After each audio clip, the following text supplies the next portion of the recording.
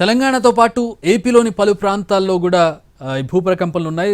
ప్రధానంగా గోదావరి పరివాహక ప్రాంతాలు కావచ్చు, లేదంటే ఖమ్మం చుట్టుపక్కల ఉన్నటువంటి దగ్గరలో దానికి ఒక 100 కిలోమీటర్ల దూరంలో ఉన్నటువంటి అన్ని ప్రాంతాలకి కూడా ఈ భూప్రకంపనలు వెళ్ళాయని చెప్పొచ్చు. ప్రధానంగా విజయవాడ టౌన్లోని కొన్ని ప్రాంతాల్లో కూడా భూప్రకంపనలు వచ్చినట్టుగా తెలుస్తోంది. అటు నూజివీడు సైడు, ఇక తూర్పు పశ్చిమ గోదావరి జిల్లాలో కొన్ని ప్రాంతాల్లో కూడా భూప్రకంపనలు వచ్చినట్టుగా తెలుస్తోంది.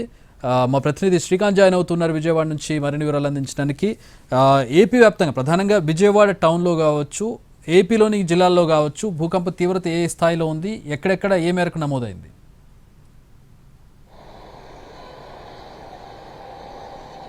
చక్రి ఉదయం 7:20 తర్వాత నుంచి 7:30 లోపుగానే ఈ భూ ప్రకంపనలు అయితే జరిగినట్టుగా అయితే మనకి స్పష్టంగా సమాచారం అందుతుంది. ప్రధానంగా ఉమ్మడి కృష్ణా జిల్లాలో అటు జగ్గయ్యపేట కానీ, తిరువూరు, మైలవరం, అదేవిధంగా విజయవాడ నగరంలో ఉన్నటువంటి చుట్టుకుంట, కృష్ణలంక, గాంధీనగర్, యనమల కుదురుతో పాటుగా నూజివీడు, గుడివాడ ప్రాంతాల్లో కూడా భూ ప్రకంపనలు అయితే వచ్చినట్టుగా అయితే స్థానికులు గుర్తించారు. ఉదయం 7:20 తర్వాత 2 నుంచి 5 సెకండ్ల మధ్య స్వల్పంగా భూమి కంపించడంతో అది ఎవరైతే ఇళ్లలో మెలకువగా ఉన్నారో వాళ్ళందరూ కూడా గుర్తించారు. కొన్ని చోట్ల తిరువూరులో ఉన్నటువంటి గంపలగూడెం ఆ ప్రాంతాల్లో అయితే గోడలు బీటలు వారిన పరిస్థితి కూడా ఉంది. ఈ నేపథ్యంలో అందరూ కూడా ఇళ్ల నుంచి ఒక్కసారిగా పరుగులు తీసి బయటకు వచ్చిన పరిస్థితి కూడా ఉంది. మరోవైపు కొంతమందికి అసలు ఏం జరుగుతుందో కూడా తెలియని పరిస్థితి కూడా నెలకొంది. కృష్ణా పరివాహక ప్రాంతమైనటువంటి విజయవాడ కానీ, నందిగామ, జగ్గయ్యపేట ప్రాంతాల్లో గతంలో కూడా అనేక మార్లు స్వల్ప భూ ప్రకంపనలు కూడా వచ్చాయి. కానీ ఈ మధ్యకాలంలో అయితే ఇదే ఈ విధంగా భూమి కంపించినట్టుగా అయితే స్థానికులు కూడా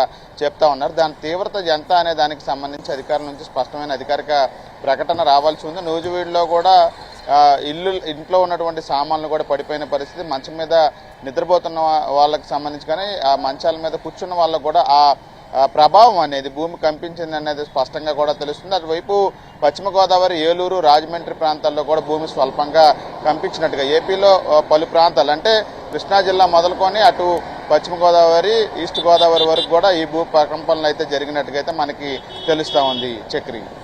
all right, thanks for the update Srikanth. అది విజయవాడలోని కొన్ని ప్రాంతాలు, అలాగే ఏపీలోని ఇతర జిల్లాల్లో కూడా ఈ భూప్రకంపనలు వచ్చినట్టుగా తెలుస్తుంది. ప్రధానంగా ఎపీ సెంటర్కు ఏదైతే భూకంప కేంద్రం ఉందో దానికి సమీపంలో ఉన్నటువంటి ప్రాంతాలు, సమీపం ఇన్ ద సెన్స్ 200 నుంచి 250 కిలోమీటర్ల రేడియస్లో ఉన్నటువంటి అన్ని ప్రాంతాలకు కూడా ఈ భూప్రకంపనలు వచ్చాయి. అంటే ఎపీ సెంటర్కి, భూకంప కేంద్రానికి దూరంగా ఉన్నటువంటి ప్రాంతాల్లో తక్కువగా, దగ్గరగా ఉన్నటువంటి ప్రాంతాల్లో తీవ్రత కొంచెం ఎక్కువగా ఉన్న పరిస్థితిని మనం చూస్తూ ఉన్నాం. విజయవాడలో దృశ్యాలను కూడా చూస్తున్నాం. షాండ్లియర్ కదులుతున్న దృశ్యాలు, అలాగే వస్తువులు కదులుతున్నటువంటి దృశ్యాలు సెల్ ఫోన్లో రికార్డ్ చేసి ఎన్టీవీకి పంపించినటువంటి దృశ్యాలను మనం చూడొచ్చు. ఇక కొన్ని దగ్గరలో సీసీ ఫుటేజ్లు రికార్డ్ అయ్యాయి, సీసీ కెమెరాల్లో రికార్డ్ అయ్యాయి.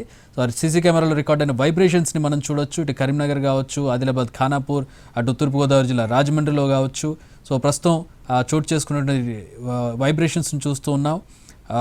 ములుగు జిల్లా, ఎక్కడైతే వరంగల్, ఉమ్మడి వరంగల్లోని ములుగు జిల్లాలో, విభజిత ములుగు జిల్లాలో ఉన్నటువంటి మేడారం సమీపంలో భూకంప కేంద్రం ఉంది.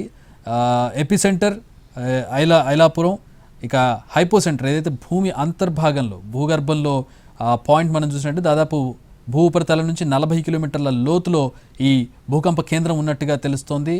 సో ఈ 40 కిలోమీటర్ల లోతులో ఉండడంతో వైబ్రేషన్స్, ఏవైతే భూకంప తీవ్రత అనేది తక్కువగా ఉన్నట్టుగా మనకు కనపడుతుంది. రెక్టర్ స్కేల్ మీద 5.3గా ఈ భూకంప తీవ్రత నమోదైంది.